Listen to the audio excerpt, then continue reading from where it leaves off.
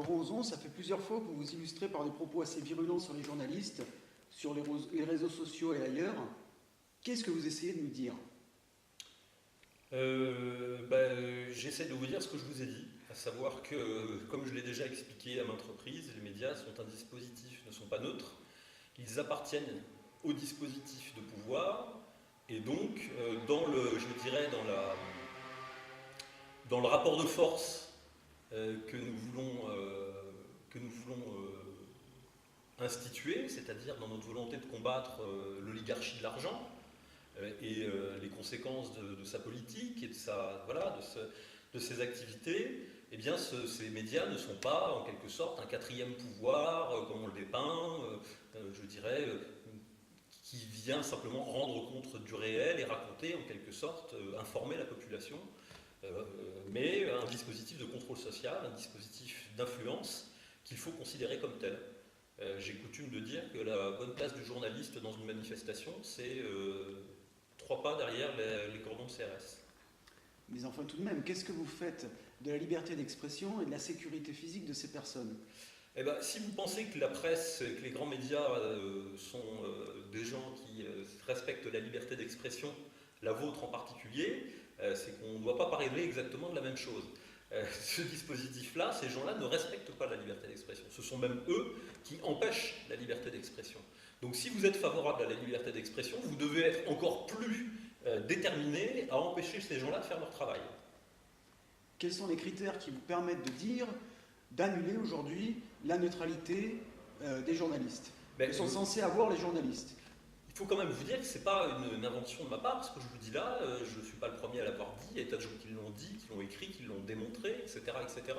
Le dernier en date dans le champ politique en France, c'est François Bayrou, ou sur un autre terrain, Jean-Luc Mélenchon. Je veux dire, qu'est-ce qu'ils ont fait, en dehors de propos que je ne cautionne pas forcément d'ailleurs, mais qu'est-ce qu'ils ont fait? Ils ont simplement rappelé que le dispositif médiatique n'est pas un dispositif neutre. Voilà, il appartient, il est un dispositif de pouvoir. Le quatrième pouvoir n'est pas un pouvoir démocratique et neutre. Les médias sont... Le dispositif d'information est un dispositif de contrôle social. Ça veut dire que c'est un dispositif d'influence et de conditionnement qui occulte la réalité, déréalisant, c'est-à-dire qui empêche les personnes en quelque sorte, de se saisir du réel de façon correcte. Et donc, c'est un dispositif d'influence. C'est un dispositif de démonisation, c'est un dispositif de censure.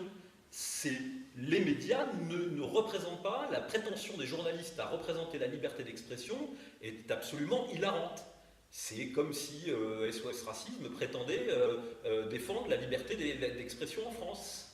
Voilà. Alors que c'est une structure liberticide dont l'activité principale consiste à faire des procès à tous les gens qui ont le mérite d'avoir une pensée non conforme à leur présupposé idéologique. Donc, je ne dis rien d'autre que ce que François Bayrou, Jean-Luc Mélenchon, Jean-Marie Le Pen, à d'autres époques, et des tas d'autres politiques, mais aussi des chercheurs et des personnes qui se sont interrogées sur la réalité de ce dispositif d'information. Aux États-Unis, on a des études tout à fait intéressantes. Je ne dis rien d'autre que ce que des hommes avant moi ont dit. Simplement, je rappelle encore une fois, que nous ne devons pas considérer les journalistes comme des partenaires. Un journaliste n'est pas un partenaire. Un journaliste n'est pas un individu neutre. Il appartient à des structures, à des entreprises qui appartiennent elles-mêmes aux forces contre lesquelles nous luttons et qui exercent leur pouvoir sur nous, sur notre destin, depuis des dizaines d'années. Voilà, un journaliste, c'est ça. Donc, il y a toujours alors, on vous sortira toujours, parce que ça c'est le principe général, on essaiera toujours de vous expliquer qu'il y a quand même le journaliste libre, grand reporter, très courageux, etc., etc. Évidemment, je ne parle pas de ça. Je ne parle pas du journaliste qui travaille pour lui, qui fournit des images objectives, qui fait des reportages photos de qualité, etc., etc.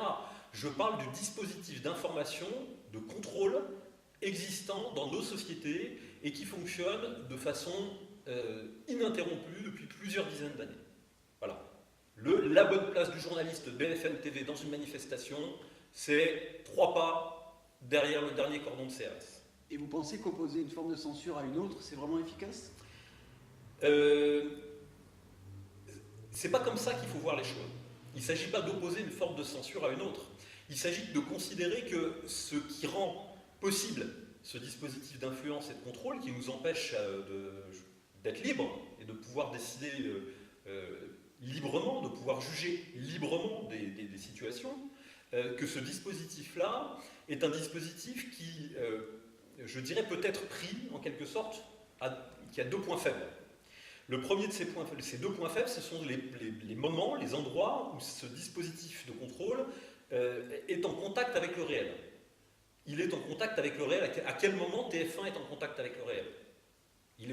TF1 est en contact avec le réel au moment où il est regardé, c'est-à-dire au moment où il s'affiche sur votre télévision, dans votre appartement et dans votre maison et que vous êtes en train de le regarder, contact avec le réel, et il est en contact avec le réel au moment où le journaliste, avec son magnétophone, son preneur de son, vient dans la manifestation pour faire des cadrages patibulaires des gens qu'il a envie de diaboliser ou de transformer en sale type, parce que le contenu de la manifestation, pour le thème sur lesquels il manifeste, ne lui convient pas. Ne convient pas plus exactement à ses patrons.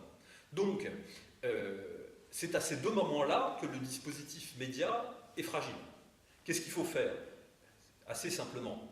Eh bien, à l'endroit où cette information arrive chez nous, il faut l'ignorer, la contourner, tout simplement. Il y a des dispositifs d'information alternatifs, il y a des sources d'information alternatives, il faut pousser les gens à produire leurs propres sources d'information, à contourner le dispositif d'information, etc. C'est ce que nous essayons de faire dans le cadre de Maisons Communes, notamment avec l'agrégateur d'information avant-guerre, mais il y a des tas de façons de s'informer de façon différente. Hein. Donc ça, c'est très important. Il faut effectivement ne pas cautionner ce système-là en contournant ce dispositif d'information. N'oubliez pas que le temps d'information, le temps de cerveau disponible, pour reprendre le vocabulaire d'un ancien responsable de TF1, le temps de cerveau d'information disponible d'une personne est limité. Une personne qui passera une demi-heure à lire des informations que vous lui avez envoyées, que ses proches lui ont envoyées, c'est une demi-heure de moins qu'il aura à consacrer à TF1 et RTL. Et le deuxième endroit où ce dispositif de pouvoir prend contact avec la réalité, c'est dans le dispositif de prise de son, de prise d'image du journaliste. C'est là aussi que ce système-là extrait en quelque sorte des images et du son pour produire un feuilleton, une histoire qui va être petite, 15 secondes, qui peut durer 5 secondes, mais qui peut durer aussi 6 minutes au journal, et qui va à la fin servir à raconter une histoire qui n'est pas votre histoire, qui n'est pas votre réalité, qui n'est pas ce que vous vouliez dire, qui est une autre histoire. Et cette histoire-là, c'est pas la vôtre. Donc, vous pouvez aussi juger qu'il n'est pas souhaitable qu'il puisse faire son travail de façon confortable. Mais ne croyez-vous pas qu'il est plus efficace d'attaquer les groupes constitués qui sont en arrière-plan de toutes ces entreprises d'information? Oui, vous pouvez toujours dire qu'il est préférable dans une guerre de s'en prendre au général Guderian plutôt qu'au soldat qui est en train de vous viser avec une Kalachnikov, pas avec une Kalachnikov, mais enfin avec une arme d'usage. Bien sûr, vous pouvez toujours considérer qu'il vaut mieux s'en prendre à Staline qu'au type qui est en train de noyer vos femmes, vos enfants et d'abattre vos troupeaux. Oui, c'est possible. Ce que je dis moi, c'est que c'est surtout une façon de ne rien faire. Voilà. Or, il y a un réel. Le réel, la fragilité de ce système, c'est ses points de contact avec le réel.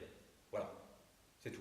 Donc, cherchez toujours à expliquer que, imaginez par exemple, en faisant une transposition dans l'histoire récente aujourd'hui, imaginez qu'en 1940 ou 1941, les résistants aient arrêté, cessé leurs attaques, on pourra en dire beaucoup de choses, mais c'est leurs attaques contre les soldats, contre les convois allemands, etc., sous prétexte qu'il y aurait toujours d'autres trains, d'autres soldats et d'autres convois, en disant que fondamentalement ce qui comptait c'était les généraux, voire éventuellement Adolf Hitler, il n'y aurait jamais eu de résistance.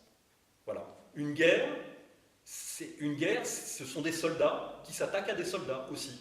Ça ne veut pas dire que le haut commandement n'est pas intéressant, mais ce qui fait surtout que ce système-là fonctionne, c'est qu'il est capable d'établir des points de contact avec le réel, et les points de contact avec le réel, c'est la charmante journaliste qui va vous faire un grand sourire, qui va vous tendre le micro sous le nez pour extraire votre tête Vous allez essayer de passer 30 secondes à lui dire des choses intelligentes sur le sens de ce que vous voulez faire, et à l'extraction à la fin, vous aurez un plan sous le menton, vous me donnant une mine patibulaire, et ils ne garderont de vos 5 minutes d'explication que les 3 secondes où vous balbutiez éventuellement quelque chose d'inintelligible.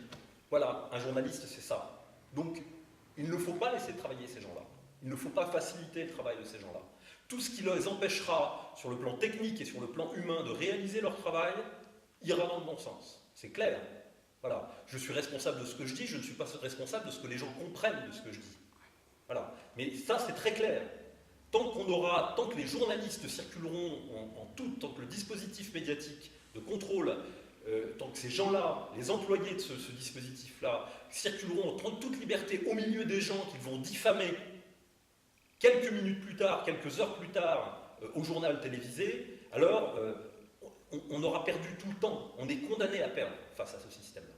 Donc, encore une fois, la bonne place du journaliste, c'est derrière les barrières et 3 pas derrière la dernière rangée de CRS. C'est sa bonne place pour travailler. Il aura les images qu'il mérite à cet endroit-là. Ne leur facilitez pas la tâche. Ces gens-là sont vos adversaires, quelle que soit la qualité du sourire et l'apparence objectivité de la personne qui vient vous voir. Il ne veut pas entendre ce que vous avez à dire, il ne veut pas raconter ce que vous voulez raconter, il vient raconter sa propre histoire ou l'histoire de ses patrons et se servira de votre tête, de vos propos ou de celui de vos voisins pour la raconter.